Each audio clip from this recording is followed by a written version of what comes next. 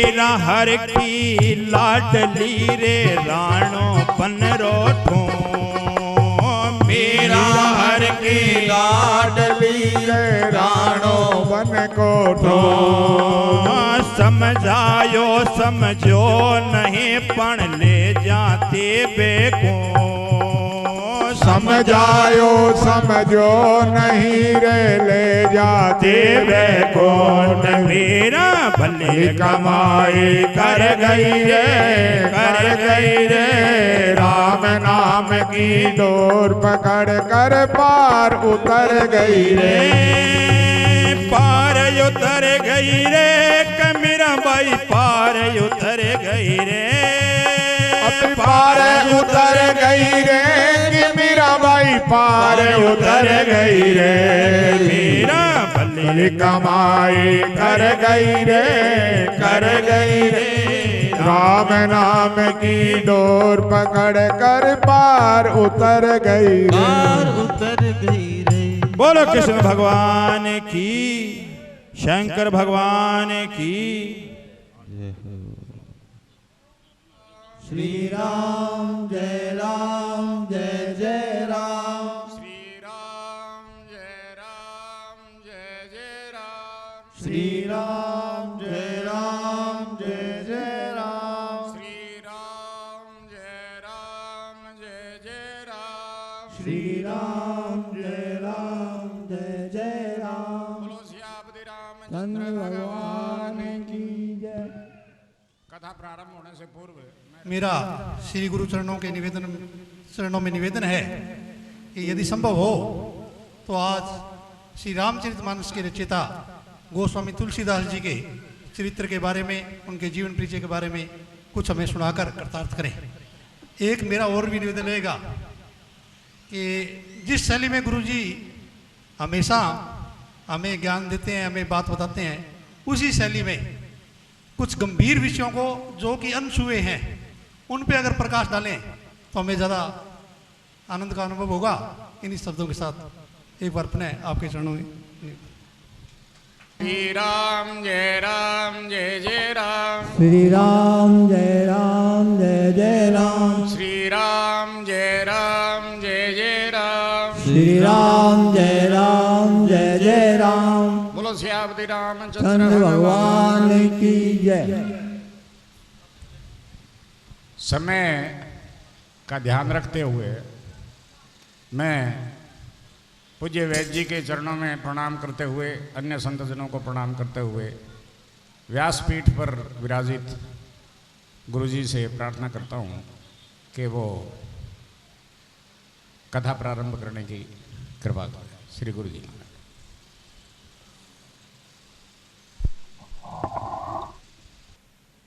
बोलिए सियावर रामचंद्र भगवान की।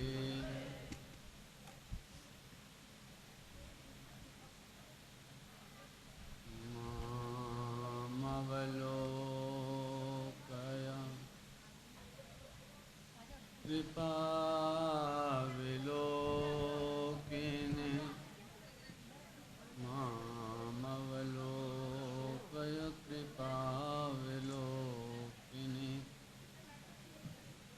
मामवलोकय पंकजलोचन कृपा विलोकिनी शोच विमोचन माम विरक्षय रघुकुलनायक भवानी शंकरो वंदे श्रद्धा विश्वासरूपिणो यज्ञां विना न पश्यन्ति सिद्धा स्वान्तस्तमीश्वरम् सकल विघ्न व्यापहि नहीं तेहि राम सुकृपा बिलो कहीं जेहि। बोलिए सियावर रामचंद्र भगवान की जय। पवन सुत हनुमान की जय। उमापति महादेव की जय। थोड़ा भगवान का नाम लेंगे। श्री राम जय जय राम।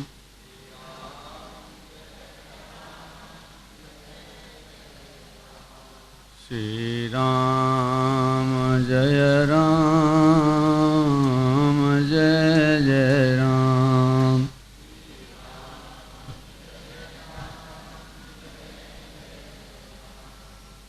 श्री राम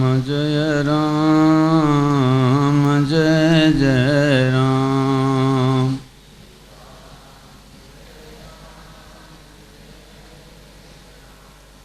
बोलिए सियावर रामचंद्र भगवान के जय। पवन सुत हनुमान के जय। उमापति महादेव के जय।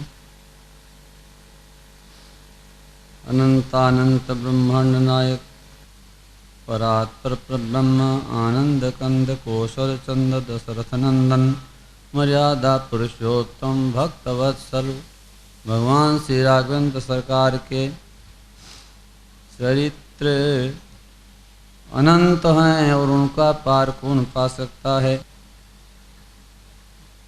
कौन विषय गंभीर है और कौन विषय सामान्य है, ये वक्ता और श्रोता के अंतःकरण और उसकी समझ पर निर्भर करता है।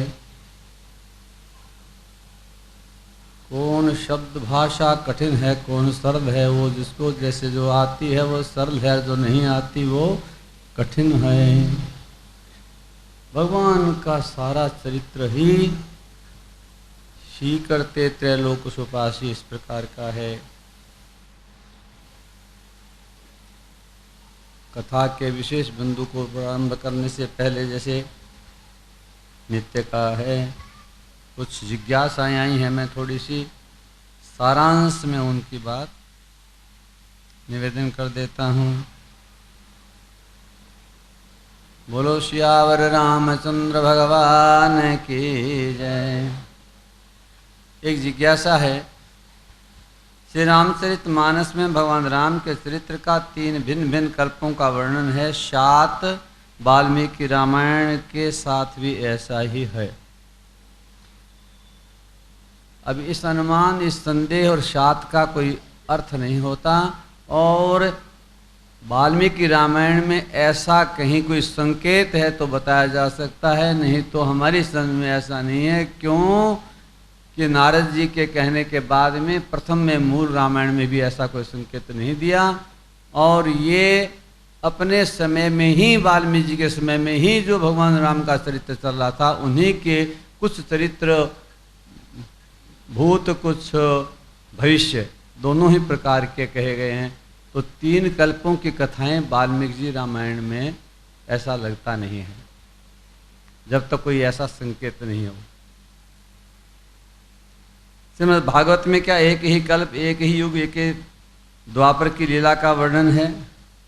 श्रीमद् भागवत तो ऐसा पुराण है जिसमें सभी मनमंत्रों का, सभी कल्पों का, सभी प्रकार के मतलब सर्ग से लेकर के अत्र सर्गो विसर्गस्य, यहाँ से लेके मुक्ति निरोधो मुक्ति मात्र है। इसलिए आप किसी कथा को इस रामचरितमानस के कथा की तुलना के साथ में किसी विशेष कल्प के साथ कृपया नहीं जोड़ें, मेरा तो ऐसा ही ध्यान है।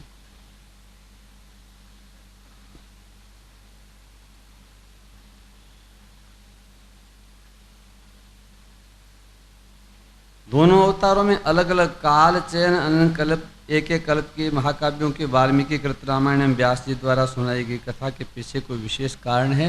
हाँ, थोड़ा सा एक कारण है। वो कारण यह है कि तुलसीदास जी ने अपने समय में ये पहला ग्रंथ सांगोपांग रूप से भगवान के उन चरित्रों को लिखा है जिसमें कल्प की बात नहीं थी।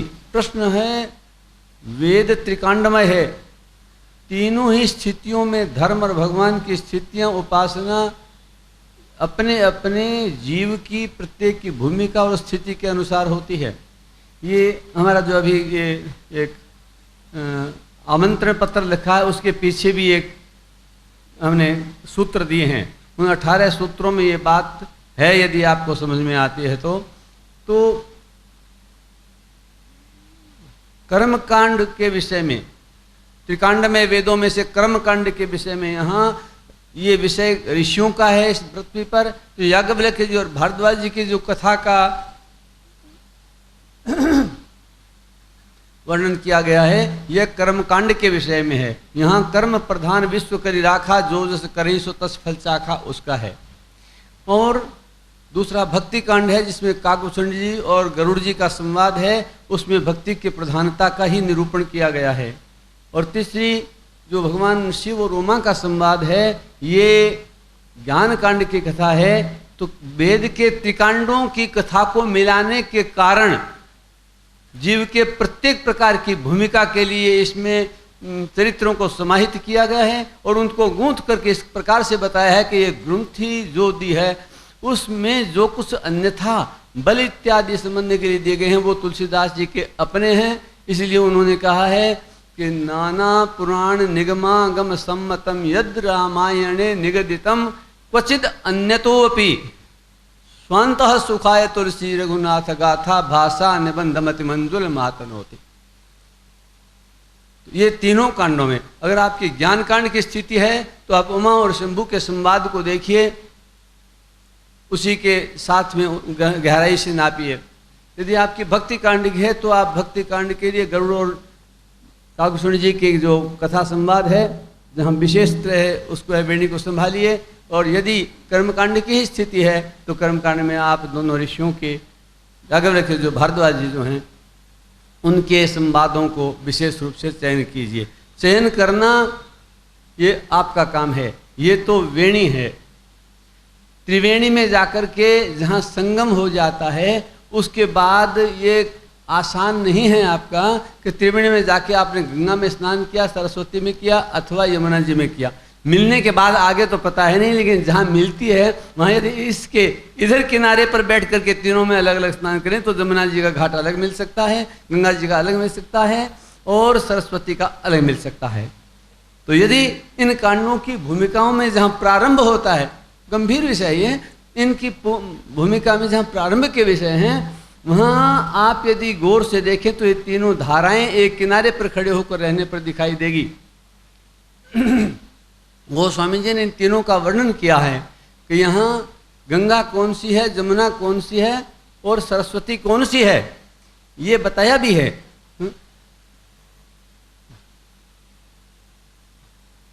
राम भगति जय सुर सरिधारा, यहाँ क्या है, मतलब गंगा जी कौन सी है इसमें त्रिवेणी में, बोले जहाँ राम की भक्ति का निरूपण हुआ है।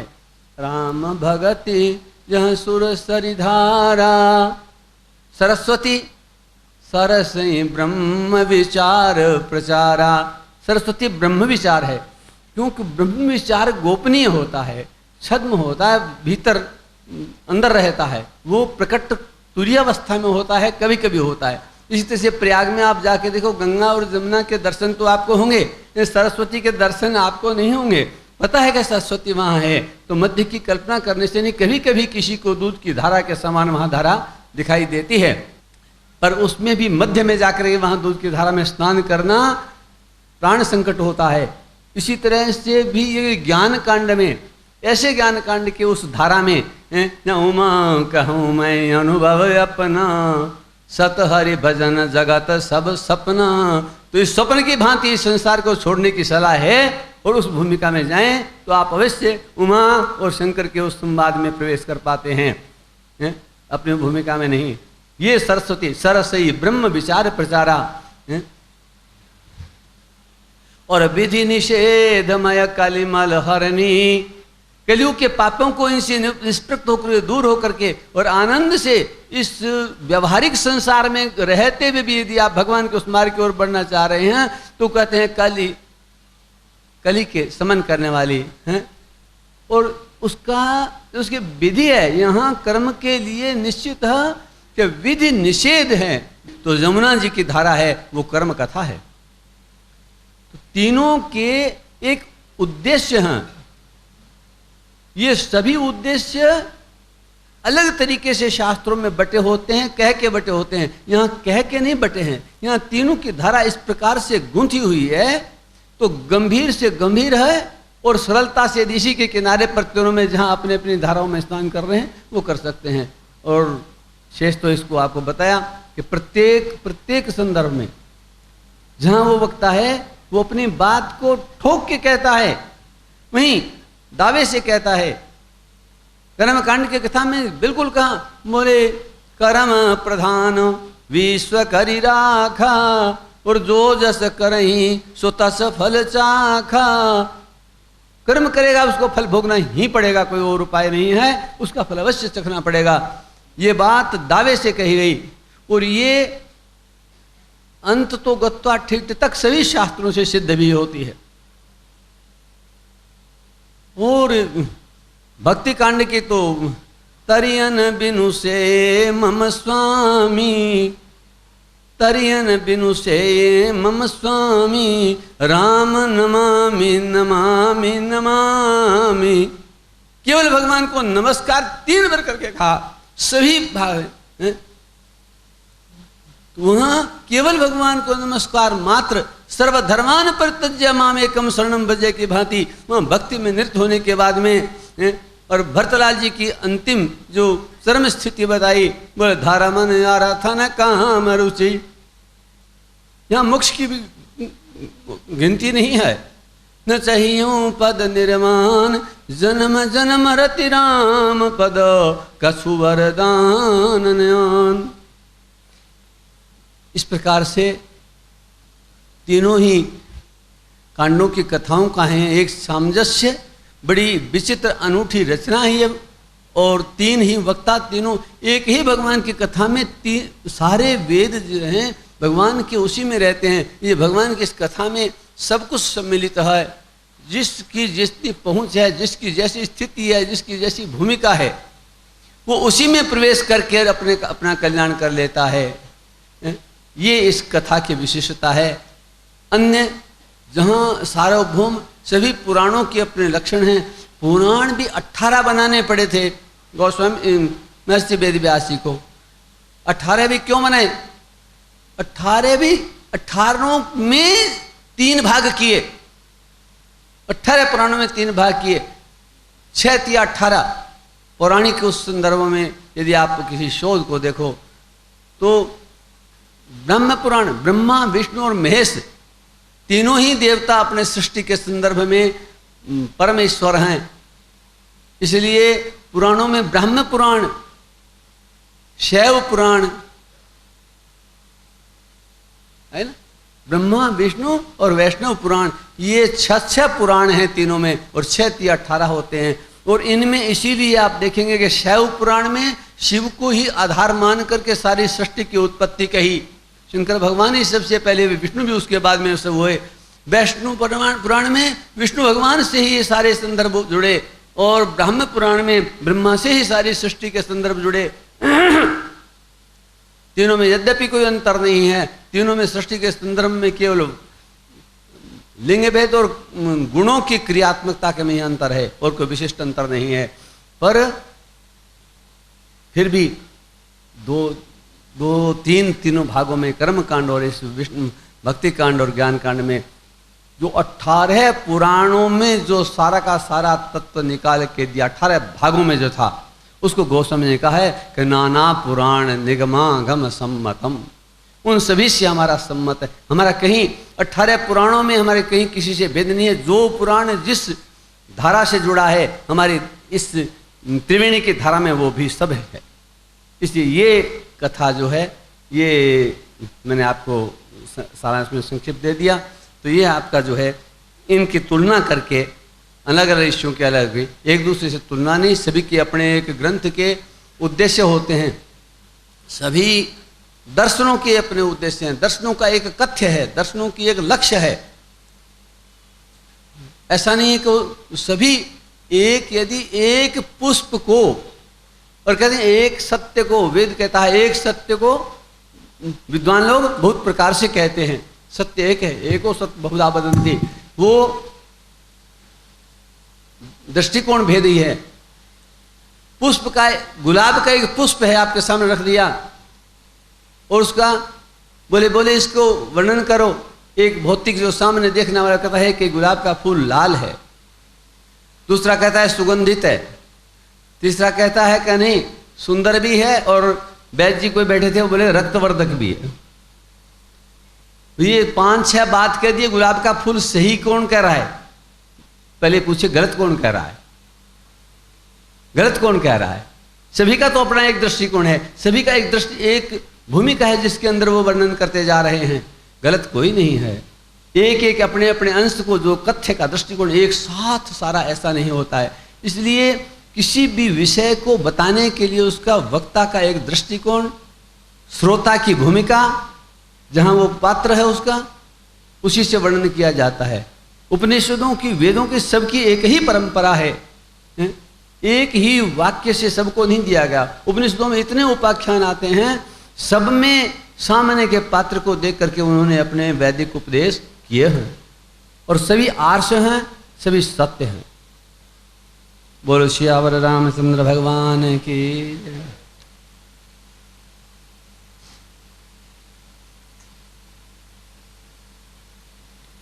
ये एक जिज्ञासा का उत्तर ये दे चुके हैं, ये दूसरा भी हम बता चुके हैं। पुनरावृत्ति हम नहीं करेंगे, यदि किसी के उसमें आ गया तो समय नहीं है।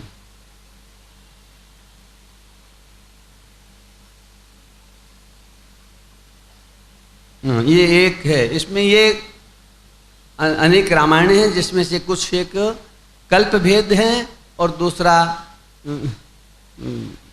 सत्य भी, दोनों ही हैं। कहीं कोई वर्णन न करने का अर्थ ये नहीं होता। साहित्य में एक चीज़ आपको ध्यान बताएं, आप विद्वान भी हैं और आपके पास नहीं है, कुछ सामान्य है, तो भी साहित्य की एक परंपरा होती है, साहित्य की एक विधा होती है। यदि उस साहित्य की विधा में, बहुत वर्ष पहले एक बार गुरु जी के सामने यहाँ पंडित जी रामकर्ण जी हुआ करते थे, उन्होंने एक ये जिज्ञासा बहुत बड़ी उठाई थी। उन्होंने कहा नहीं तुलसीदास में ये नहीं वो नहीं, और ये ऐसा नहीं है कुछ बात।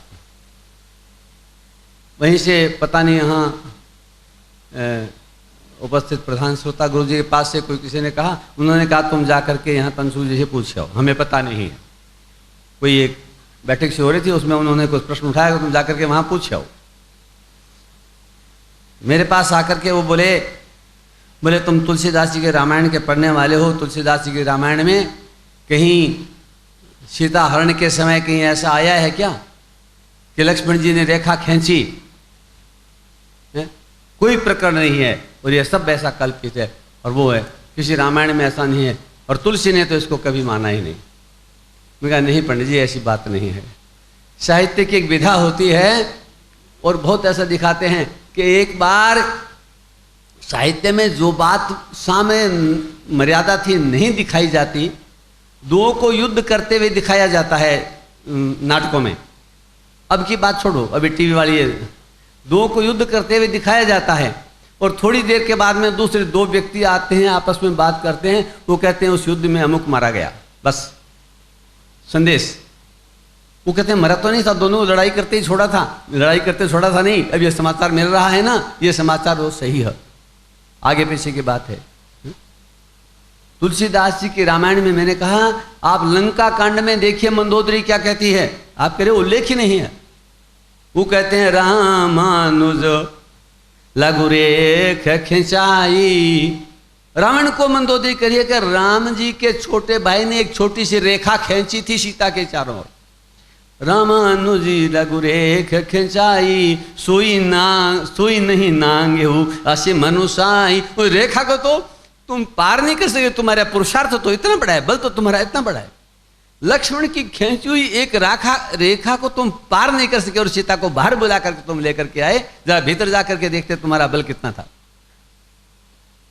ये संकेत तुलसीदास जी की रामायण में ही है।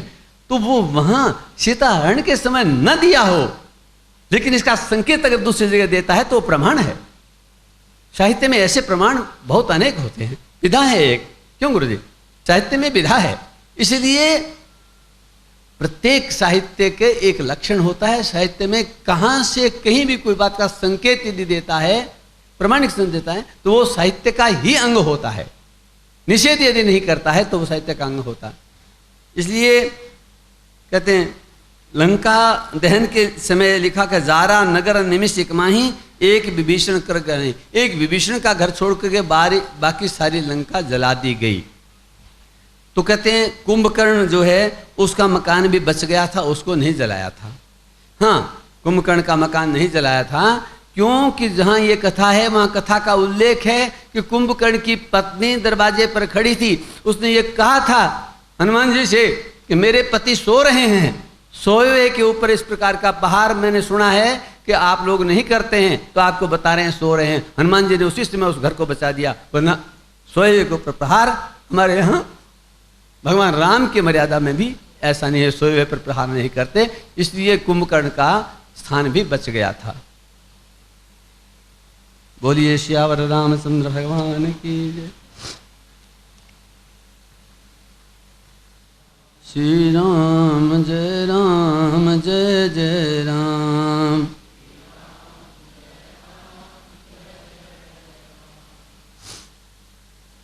एक जिज्ञासा है, जाना में धर्मम न च में प्रवृत्ति जानना में अधर्मम न च में निवृत्ति केनापि देवेन हृदय स्थितेन यथा नियुक्तोऽसि तथा करोमि। धर्म और न्याय के पथ को भली प्रकार जानने और समझने पर हमारी उधर प्रवृत्ति नहीं होती है, अधर्म और अन्याय के पथ पर हठात प्रवृत्ति होती है। आगे तो प्रश्न नहीं है लेकिन शायद होगा क्यों, ये लिखा नहीं है शब्द, तो इसका अर्थ ये डॉक्टर आत्म प्रकाश जी का है। ये श्लोक ठीक है और क्यों नहीं होते इसका उत्तर इस स्वयं में ही दिया हुआ है कि मेरे हृदय में कोई ऐसा दैव रहता है जो मुझे प्रवर्तन नहीं होने देता। केनापि देवेन हृदय स्थितेन यथा नियुक्तोऽसि तथा करोमि। मेरे हृदय में दैव स्थित है, मुझे जैसे नियुक्त करता है उसमें मैं हो जाता हूँ। ये आज भी उस वक्त नहीं, आज भी हमारे साथ भी ये होता है कि हम भी जो चाहते हैं सारा नहीं कर सकते, चाह करके भी उसमें प्रवृत्त नहीं हो सकते। हमारे दैहिक गुण धर्म संस्कार कर्म के संस्कार ये सब हमें एक और हमारा दैवो प्रारब्धो एक निश्चित धारा की ओर ले चल रहा है, प्रवाहित हैं उसमें हम कहीं अन्यथा करते हैं। जैसे कहता हूँ कि मनुष्य जीवन में व्यक्ति अन्यथा करता है, पर वो अन्यथा स्वरूप से कर सके या न कर सके, उसकी अपने मनोबल से मन विचार से उसके कर्म के फल में प्रवृत्ति होने के प्रक्रियात्मक रूप से वो अपने आप में सुधार करता है। प्रकृति में परिवर्तन वह नहीं करता है, स्वरूप में परिवर्तन नहीं करता है, प्रायश्चित करता है तो भी उसका फल अलग है। और वो अंतःकरण से, क्यों कि परिणाम स्वरूप मात्र का नहीं है, कर्म में परिणाम स्वरूप मात्र का नहीं है, कर्म में परिणाम उसके उद्देश्य का है। जो उद्देश्य उसका लक्ष्य जो है आगे जाके परिणाम वहां फलीभूत होता है। शरीर में भी वैसे बैठे औषधियां जो होती है ना, वो देखने में खट्टी हो लेकिन पेट में जाके मीठी हो जाती हैं, तो कहते हैं चलो ये खा लेना, क्यों कि इसका विपाक मधुर है। खटाई तो वर्जित है, आते हैं केवल ये खटाई वर्जित है, हम आंवला खा लें वो खा लो, तो वो तो खट्टा होता है, तो फिर क्या हुआ, तो खटाई खाना मना है। अरे खटाई खाना मना है लेकिन आंवले का हरितकी का विपाक मधुर, आगे परिणाम दूसरा होता है। ऐसे कोई कर्म जो हैं इन सबके एक से नहीं होते हैं, इसीलिए गुरु की आवश्यकता है, इसीलिए मार्गदर्शिता की आवश्यकता है। तो ये संस्कार जो हैं इनका कैसे मुकाबला किया जावे, यही एक विधि और निषेध की बात कर्म के क्षेत्र से है।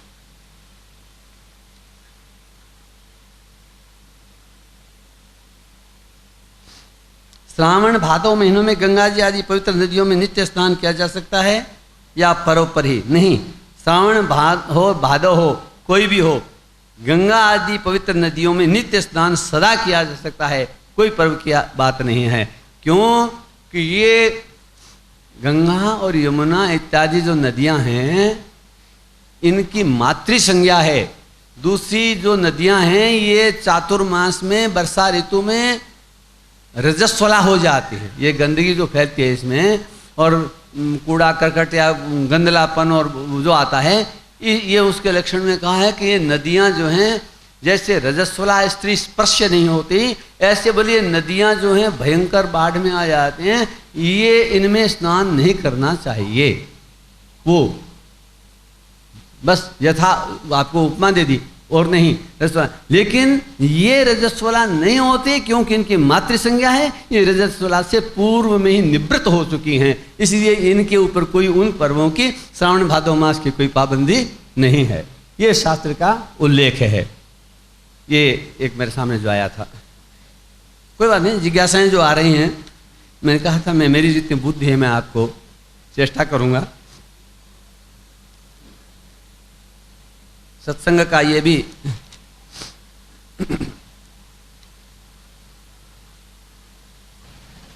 एक जिज्ञासा है, इसके अभी नहीं, फिर ठहर के करेंगे, या अभी समय कम है। प्रसंगवश कहेंगे, कथा में सुनते रहो, छोड़ेंगे तो नहीं, लेकिन देश काल परिस्थिति भी फिर देखें।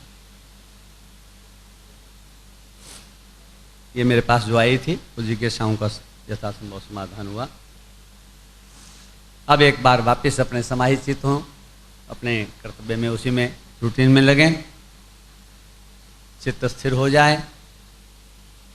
बोलो सियावर रामचंद्र भगवान की जय। श्री राम जय जय राम।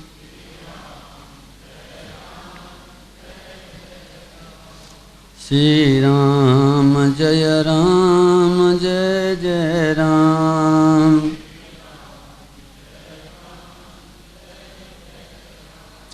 श्री राम जय जय राम।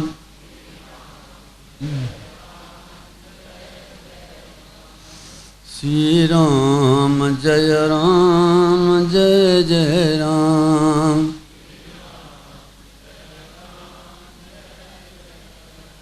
बोलियो सियावर रामचंद्र भगवान की जय।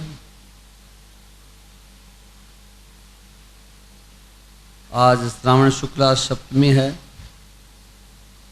महामना महात्मा गोस्वामी तुलसीदास जी की जयंती है, उनका जन्मदिन है।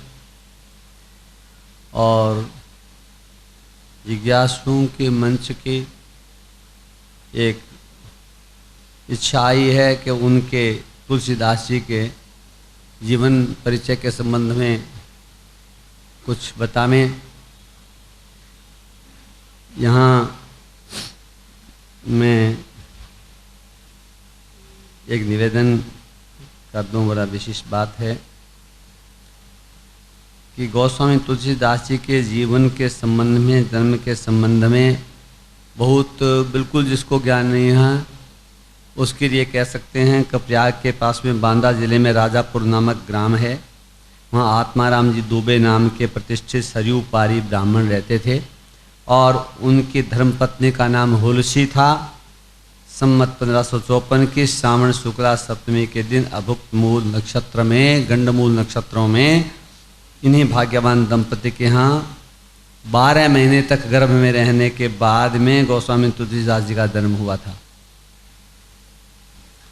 जन्म के समय तुलसीदास जी रोए नहीं और उनके मुख से राम निकला था, इसलिए उनका नाम भी राम बोला रख दिया था।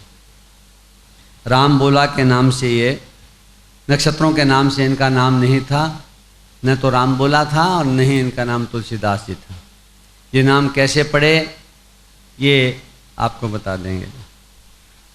तो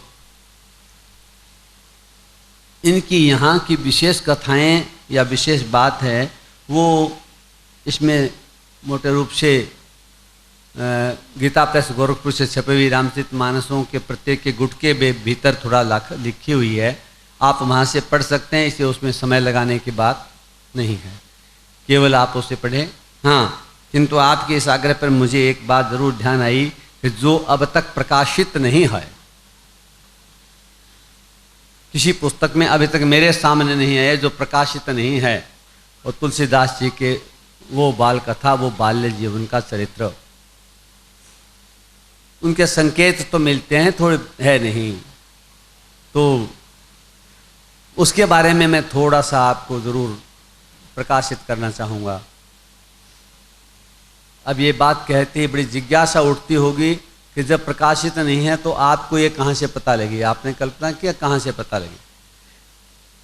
एक बात आती है, सब मैं जानता हूँ कि बाद में पूछेंगे, तो क्यों मैं बाद में पूछूं? उससे पहले मैं ही बता दूंगा। मैंने तुलसीदास जी ने कहा भी मेरे को कहाँ से मिली है?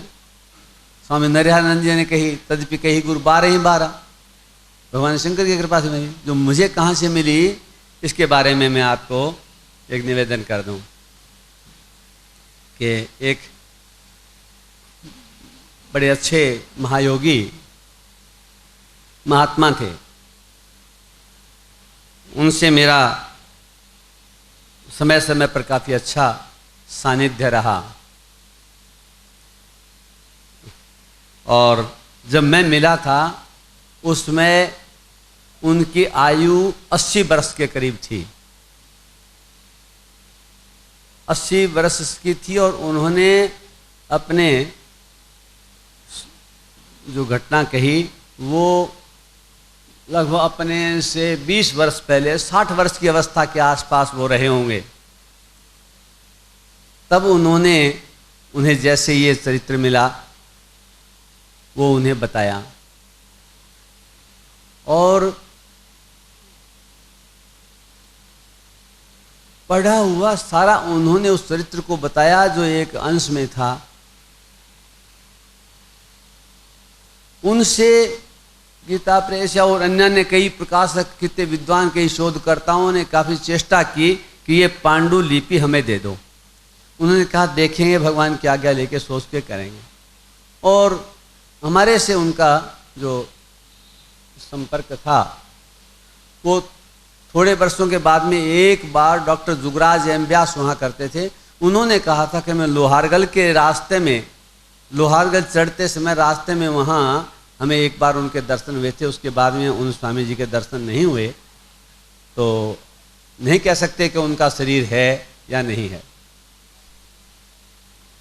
वो एक बार नर्मदा से होते हुए वहाँ इस पहाड़ियों से निकलते हुए उस क्षेत्र से जा रहे थे जहाँ रामचरितमानस के कुछ अंशों को राजा टोडरमल ने गुप्त रूप से उसको सुरक्षित करने के लिए और पहाड़ियों में जगह जगह दबा रखे थे। वो उसी पहाड़ियों में से कहीं निकलते जा रहे थे, तो उन्होंने कहा मैं चलने लगा तो मुझे लघुशंका की हाजत हुई, और मैंने वहाँ लघुशंका से निवृत्त होने के लिए मार्ग से हट करके एक पत्थर था वहाँ बैठने लगा, तो वहाँ से आवाज़ आई कि पेशाब मत करना। यहाँ खड़ा हो गया,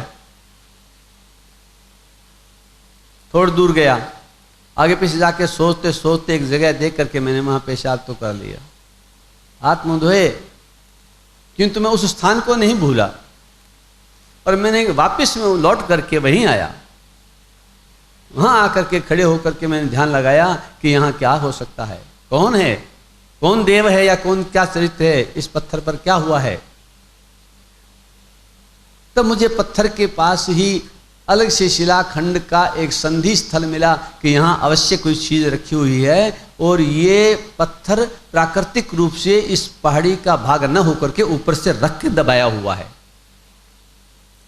तब उन्होंने बड़ा प्रयत्न करके और उस पत्थर को अलग किया, और उसके नीचे से एक पेटी में बंद ये तुलसीदास जी की जो राम कथा थी, अपनी जीवनी जो थी, उसका वहां अंश उस पेटी में उनके हस्तलिखित पड़ा हुआ पाया। उसको लेकर के वो अपना सुरक्षित अपने आश्रम में आ गए, वहीं नर्मदा के किनारे, और वहां आके उन्होंने उसको उनका अध्ययन किया।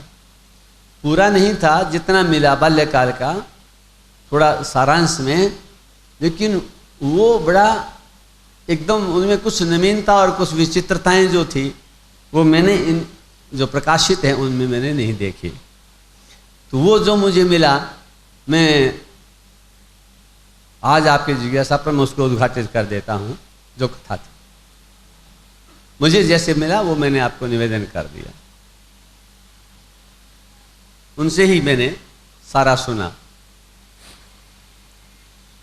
अपने बाल्यकाल की जब से उन्होंने होश संभाला तुलसीदास जी ने, तब से उन्होंने कहा कि मैं घर घर भिक्षा मांगता था और भिक्षा मांगने पर मुझे जो मिलता मैं खाता, लेकिन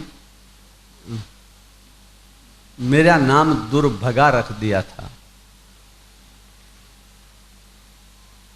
मैं भिक्षा मांगने के लिए जिस दरवाजे पर अगर चला जाता सुबह, तो उस दिन उस घर में कोई न कोई अनिष्ट हो जाता था। जिस दरवाजे पर जाकर के भिक्षा मांगता और वो अगर दयावश अज्ञानवश साधारणतया भी कोई मुझे भिक्षा मैया दे देती, तो उस दिन उसके घर में कोई न कोई मरना नहीं तो बीमार नहीं तो कोई झगड़ा नहीं तो कोई मुकदमा, मैं उस दिन उनके घर पे कोई न कोई ऐसा काम हो जाता था। ये बात 1 से 2, 2 से 4 प्रसिद्ध हो गई और इसलिए मुझे आते कोई देख लेता तो आंख मूंद करके दरवाजा बंद कर लेता कि मेरे घर ये भिक्षा मांगने न आवे। तो मुझे इस गांव में भिक्षा मिलनी बंद हो गई। 2-3 दिन भूख मरा तो मैं दूसरे गांव में गया, लेकिन मुझे अचंभा ये हुआ कि मुझे तो दूसरे गांव वाले भी पहचानने लगे कि ये वही बालक है, कहीं भिक्षा मांगने नहीं आवे। तब जंगल में जाकर के बैठ गया और रोने लगा। मेरा हृदय बड़ा दुख पाता था जब मैं जिसके पास जाता और उसके घर अनिष्ट होता, तो ऐसा नहीं कि मेरी कोई ऐसी भावना थी, मैं स्वयं ये सोचता था कि मैं कहां से मांग के लाऊं, इनके घर क्यों जाऊं, क्यों किसी के घर का अनिष्ट करूं, मेरे को भगवान ने क्यों बनाया है। यूं मन में पश्चाताप भयंकर था कि मेरे से जीव को भगवान ने कैसे जन्म दे दिया। ऐसा मन में आत्मग्लानि हो गई और वो मैं बैठ करके वहां एक बिल्व वृक्ष के नीचे रोने लग गया। भूखा रहा। 2 दिन के बाद में मुझे वहां एक पार्वती जी के मतलब किसी स्वरूप में एक महिला के रूप में आई और आकर के, और जब मैं भूख की निद्रा में भूखो बामण सोए नींद आ गई, मैंने चिरा के सिर पर हाथ फेर करके बोले बेटा लो तुम कुछ खा लो। खाने के लिए कुछ दिया।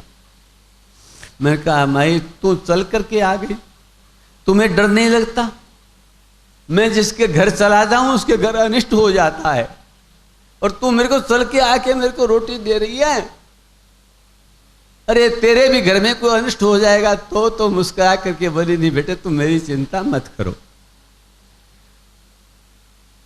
मेरे घर पर अनिष्ट निवारक शक्ति स्वयं ही घर जमाए बैठी है, इसीलिए मैं वहां से लेके आई हूं। तो भैया तुम कौन हो? बोले तुम पहले भोजन करो, तुम जब भोजन करोगे तो तुम्हें ज्ञान हो जाएगा। मैया ने भोजन दिया, भोजन किया और भोजन करते ही मेरी बुद्धि जो थी वो कुछ पलटा खा गई। मुझे वो महिला जो हुए, मैंने कहा ये तो मां पार्वती है। मैं शरणापन्न हो गया कि मां तुम आज तो रोटी दे रही है दे जा, लेकिन क्या मेरा जीवन ऐसे रहेगा? मैं तुम्हें भी नहीं चाहता कि तुम मुझे रोटी ऐसे ही रोज देती रहोगी। मुझे तुम कोई ऐसा उपाय बता दो जिससे मैं भिक्षा मांग के खा सकूं। बोले हाँ वही देती हूं। यूं कहने के बाद में उसने अपने मुट्ठी से या जेब से कहां से एक छोटी सी मूर्ति निकाली। वो मूर्ति सोने की थी, एक चांदी का कटोरा था, उस कटोरे में वो मूर्ति रख करके कहा अब तुम कहीं भी भिक्षा मांगना, तुम सीधे मत जाना, भिक्षा मांगो तो तुम अपनी गर्दन नीची करके ये कटोरा आगे मांग लेना, कटोरा आगे रख लेना, भिक्षा मांगो तो, और तुम उसके सामने मत देखो, ये कटोरा लेके आगे चले जाना। फिर तुम्हें जो भिक्षा देगा, तुम्हारे मन में जो ग्लानि है, तुम्हें जो भिक्षा देगा उसके घर कोई अनिष्ट नहीं होगा, उस दिन कोई शुभ होगा। और फिर तुम्हें भिक्षा की कमी नहीं रहेगी। जैसे ये प्रचारित हो गया है, वैसे ही तुम नए गांव में जाके शुरू कर दो, पता लग जाएगा कि ये कटोरे वाला जो भिखारी है, भिक्षुक है, ये आएगा तो घर में कोई न कोई मंगल कार्य, रहा हुआ अटका हुआ मंगल कार्य भी सारा सिद्ध हो जाएगा। ये प्रसन्न हुए। हाँ, ये तो कोई बात हुई। वो कटोरा लेकर के उसके बाद में निकल गए, और किसी को पता नहीं क्या है, पीतल है, सोना है, लोहा है, क्या है, वो लेके वो कटोरा लेते और जाके भिक्षा मांगते। जिसने कभी भिक्षा दी उसके घर पर अनिष्ट के बजाय मंगल हुआ। जो चाहते थे हम इसके दर्शन नहीं हो, वहां जब मांगने लगे तो पता लगा कि नहीं, अरे बालक तुम भिक्षा यहां से ले जाया कर, वहां ले जाया कर, यहां लो, सब मतलब भिक्षा देने के लिए कोई। तो घर घर जब चाहने लग गए तो भिक्षा की तो कभी रही नहीं। वहीं एक गांव का नाम लिखा था, वो गांव पता नहीं मुझे, न मैं जानता हूं। उस गांव में जब निकले, वहां एक गांव में मंदिर था बड़ा, भगवान राम का। उन दिनों में उन्होंने मेरे को दिखाया, बोले अरोड़वंश रघुनाथ मंदिर है जहां जो गंगानगर में बना है, ये इस तरह का मंदिर था बड़ा, राम जी की बड़ी मूर्ति थी। वहां से निकल रहा था। वहां के पुजारी जो थे उनको इस बात से बड़ी ईर्ष्या हो गई थी कि ये बच्चा जहां जाता है लोग इसको बुला के भोजन देते हैं, और ये वही बच्चा है जिसको दुर्भगा कहते थे, और इसके हाथ में कोई तंत्र है, क्या है, ये क्या चीज है, इसको पता करें। तो उसने मेरे को बुला लिया, बोले ए बालक इधर आओ। सामने निकल रहा था, मैं क्या, हाँ पुजारी जी प्रणाम, तुम्हारा कटोरा दिखाओ। बोलिए कटोरा रहा। बोलिए मूर्ति कहां से लाए हो? बोले कहां से बताऊं, मुझे तो मैया ने दी है। काहे की मूर्ति है मुझे पता नहीं है। सोने की मूर्ति है, तुम चोरी करके लाए हो, चोर हो तुम। हाथ जोड़ के बाबा मैं चोर नहीं हूं, मैंने किसी की चोरी नहीं की है। मैं भूख मरता था, मुझे ये किसी ने भी दी है, एक मैया ने दी है, मैं इसको लेके केवल भिक्षा मांगता हूं और मैं और कुछ नहीं करता हूं, चोरी नहीं करता हूं। पुजारी तो आग बरस रही थी, बोले नहीं तुम चोर हो, कुछ नहीं। यो कह करके और कटोरे से मूर्ति निकाल करके ले करके और धक्का दे करके और 2 थप्पड़ की मारी और बाहर निकाल के दरवाजा बंद कर लिया, चले जाओ। अब मैं क्या करूं, मेरे पास क्या जोर था। पुजारी जी भी अच्छे बलवान थे और मंदिर के बड़े अच्छे ट्रस्टी के प्रतिष्ठित व्यक्ति थे। आरोप लगा गया और उन्होंने उस मूर्ति को मेरे सामने में निकलते निकलते देखा। उस छेद में से उन्होंने जाकर के भगवान राम जी की मूर्ति जहाँ रखी थी उसके पास ही उन्होंने उस स्वर्ण की मूर्ति स्थापित कर दी। वो भी राम जी की मूर्ति थी। मैं भूख मर रहा हूं, पुजारी जी को कहा मुझे भिक्षा ही दे दो। बोले हाँ दूंगा तो दोबारा किसी से मांगने लायक नहीं रहेगा, चले जाओ। चोरी करते हो, कहाँ से लाए हो, कहाँ से क्या है, तुम्हें तो मैं भी पुलिस में दूंगा अगर फिर आ गए। जाकर के एक बैठे में वैसी फिर भूखा। पर मेरे मन में मेरे अन्याय के प्रति बड़ी एक भय, सोचो कैसे मन में होगी। तब तक मैं कुछ जवान भी हो गया था। मन में आया क्या नहीं, ये मेरे साथ बहुत बड़ा अन्याय हुआ है और चोरी मैंने करी तो नहीं, लेकिन अब मुझे चोरी करनी पड़ेगी। इसको चोरी अब ये प्रमाणित करेंगे। रात को आधी रात पंडित जी 4 बजे खड़े होते थे, मैंने तो रात को 2 बजे ही दीवार को फांदा। अच्छा शरीर मेरा ठीक हो गया था। मैंने मौका देख के चारों मंदिर में घूम घुमा के देखा कि कहाँ से मेरी सेंध लग सकती है।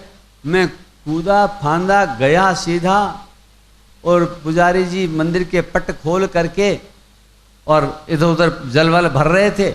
मैंने उठाया और जाके मेरी मूर्ति को उठाया और लेके दीवार से कूद गया। बोल श्री रामचंद्र की जय। दीवार से कूद गया। वो दीवार से कूदने की आवाज आई और पुजारी जी ने देखा कौन, और फिर देखा मूर्ति की तरफ के सोने की मूर्ति, वो ले गया दुष्ट। लठ लेकर के पुजारी जी ने चोर चोर पुकार दिया और स्वराजो चोर चोर पुकारा, और मैं मूर्ति लेके छाती के चिपाए हुए मैं मूर्ति लिए भागा, बाहर की ओर जंगल की ओर भागा। पुजारी जी मेरे पीछे भागे।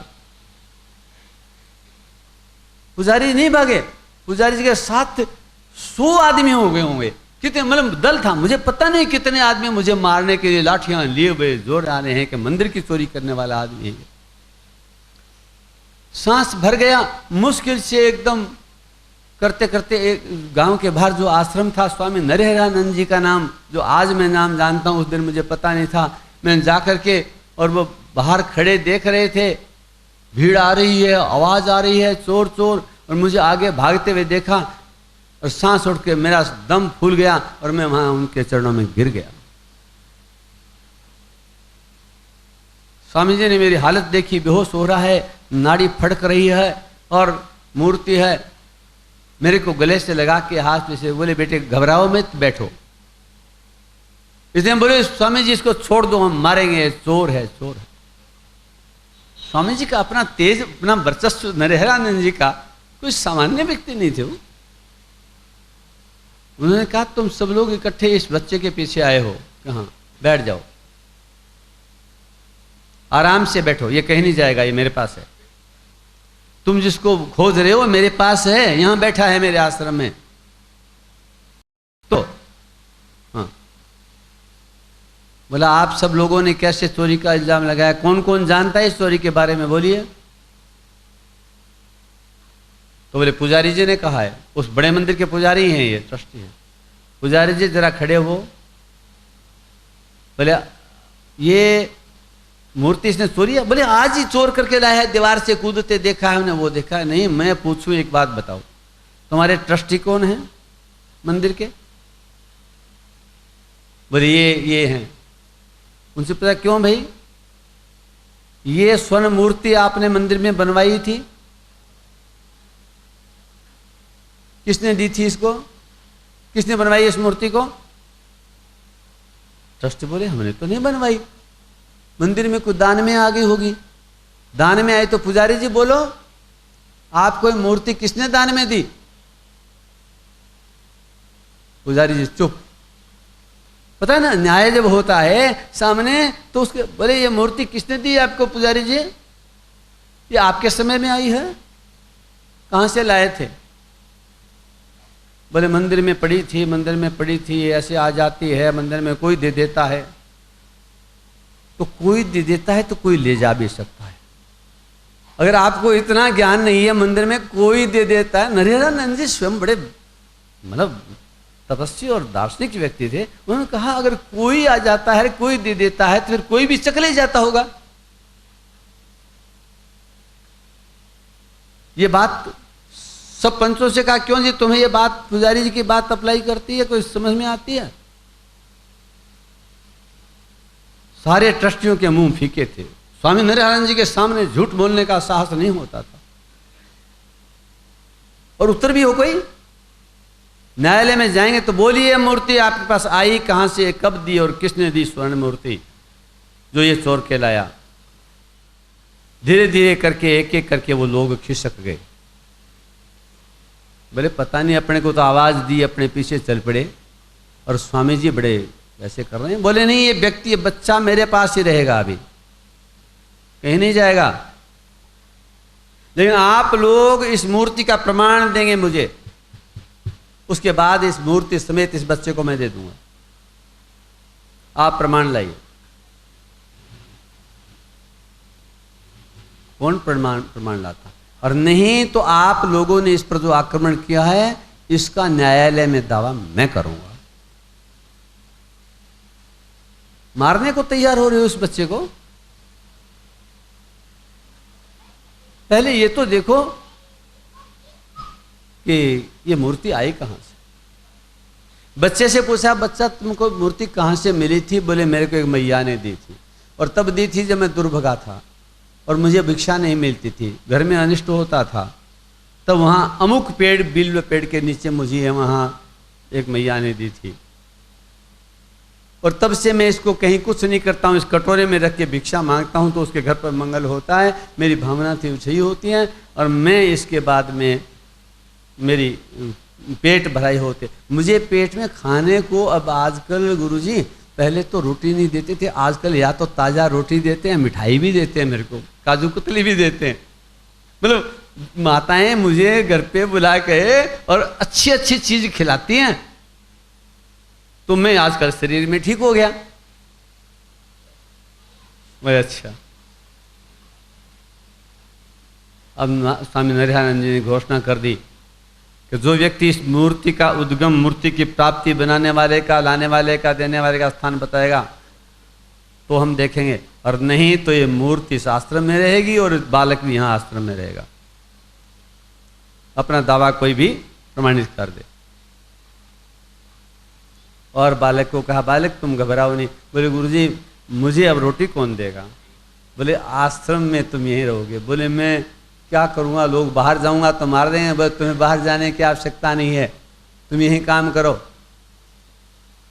मुझे दीक्षा दे दी, शिष्य बना दिया। बोले राम नाम वाले का कोई ऐसे अनिष्ट नहीं होता बेटे। और तुम, मैं काम क्या करूं? बोले यहाँ तुलसी के पौधे लगा दो चारों ओर आश्रम में, वृंदावन लगा दो, तुलसी के पौधे लगा दो, और वो उन तुलसी पौधों की तुम सदा सेवा करो। उनमें से तुम 2-4 पत्ते जितनी रोटी खाते हो, कितनी रोटी खाते हो? वो 2 खा लेते हो, 3, 4, उतने पत्ते तुलसी के तुम ला करके भगवान के अर्पण कर दिया करो, सेवा करके। बस कहने का मतलब जो कुछ का मुझे वहां मिला, स्वामी नरहरानंद जी के उस आश्रम में मैं इस भांति पला, और मुझे वहां उन्होंने नया नाम दे दिया, और राम बोला, दुर्भगा, सुभगा सारे खत्म हो गए, और मुझे वहां नाम कहा तुम तुलसी की सेवा करते हो, तुम्हारा नाम तुलसीदास रहेगा। तुलसी की पूजा करने का नाम, तुम्हारा नाम तुलसीदास रहेगा, और इसी आश्रम में रहो। और उन्होंने मुझे वहां फिर रामचरितमानस जो है वो पढ़ाना प्रारंभ कर दिया। वेद शास्त्र पुराणों का अन्य विद्यार्थियों के साथ पढ़ता था, और रामायण का जो पाठ कराते थे वो मुझे करवाते थे अलग से, हिंदी का, हिंदी। इसके बाद आगे कुछ पन्ने फटे हुए थे, और कहा कि आगे की बात, मेरे युवावस्था की बात मैं बाद में इसमें कहूँगा। ये उतना प्रकरण वहाँ उस पेटी में उनको मिला, और इसके बाद की कथाएं लगभग जो हैं कि उनको वहीं वो कथा भी करने लगे थे, और कथा इतनी सुंदर करते थे तुलसीदास जी कि उनकी कथा को सुनकर के स्वामी नरहरानंद जी के आश्रम में भीड़ मच जाया करती थी, और ये मांग होती थी कि आज थोड़ी सी रामचरितमानस जो है वो तुलसीदास जी से ही सुनवा दो। और उसी से प्रभावित होकर मुझे मेरे ससुर ने अपनी कन्या देने के लिए प्रस्ताव गुरुजी के पास रखा, नरहरानंद जी के, और नरहरानंद जी की आज्ञा से ही मेरा विवाह उस कन्या से हुआ। विवाह होते ही गुरुजी ने कह दिया अब तुम्हारे विवाह हो गया, तुम आश्रम में नहीं रहोगे, और मुझे घर भेज दिया। और आगे की कहानी बस वो जैसे प्रकाशित है वो है। तो मैंने आपको आज जो प्रकाशित तुलसीदास जी का जीवन चरित्र है उससे कुछ हटकर के बात कही है, उद्घाटित की है, और जैसे मुझे पता लगी वो ये है, भगवान जाने इसकी कोई असंगति तो हमें कहीं मिली नहीं, लेकिन भगवान ही रखवाला है।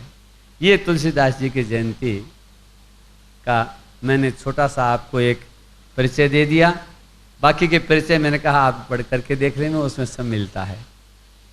बोलो सियावर रामचंद्र भगवान की जय, गोस्वामी तुलसीदास जी महाराज की जय।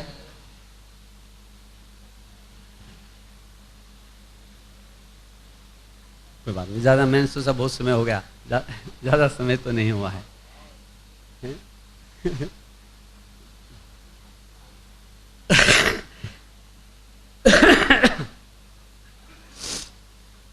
तो आपके मंच के जो आदेश थे उनका शायद कुछ संशों में पालन हुआ। अब थोड़ा सा भगवान के नाम का कीर्तन करें तुलसीदास जी के साथ। करवा देंगे पंडित जी? हैं? एक सूचना भी आपको पहले शायद मिल चुकी है कि आज अपने सत्संग में यहाँ अग्रपीठाधीश्वर स्वामी महामंडलेश्वर 108 श्री राघवाचार्य जी महाराज पधारेंगे कथा के लिए, यहाँ आएंगे सुनने के लिए। उनकी सूचना आई हुई है और शायद वो थोड़े ही घंटा खंड में आ जाएंगे क्या? हाँ, थोड़ी घंटा 1.5 घंटा में शायद यहाँ सरदार से पल्लू से आगे निकल गए। कितनी देर तक पहुँचेंगे? हाँ, आधा पौना घंटा में वो शायद यहाँ आपके यहाँ सामने आ जाएं। तो बहुत हर्ष का विषय है। उनके आने की प्रतीक्षा करके आने के बाद उनसे दो कोई आशीर्वाद लेवें। उससे पहले राघवाचार्य जी के बारे में आप शायद जानते नहीं हैं, तो एक बार व्यक्तिगत उनका परिचय मैं मन से कहूँगा कि इनको मैंने दे दिया है यहाँ अभी वापस। आप इनको पढ़ करके सभी ध्यान से सुने। राघवाचार्य जी के जीवन का परिचय जो है परिचित होना चाहिए, वो परिचय अभी दे देंगे। आप कोई यहाँ राघवाचार्य जी का परिचय सुनेंगे। बोलो श्यावर रामचंद्र भगवान की जय।